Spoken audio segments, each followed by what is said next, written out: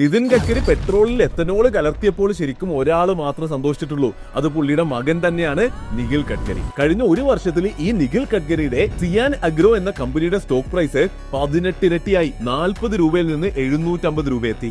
Last ക്വാർട്ടറിന്റെ earnings വന്നപ്പോൾ എല്ലാവരും ഞെട്ടി. റവന്യൂ കഴിഞ്ഞ വർഷത്തിനേക്കാൾ 30 ഇരട്ടിയായി, ലാഭം വെറും 10 ലക്ഷത്തിൽ നിന്ന് 52 കോടി രൂപയായി.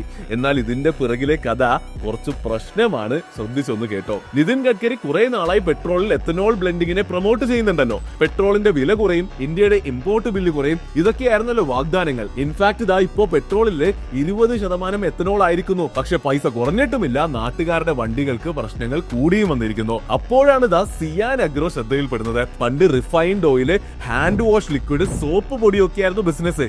ഈ അടുത്ത് അവര് മറ്റൊരു ബിസിനസ്സിലേക്ക് കൂടി കടന്നു എന്ന് പറയപ്പെടുന്നു. എന്തായിരിക്കും?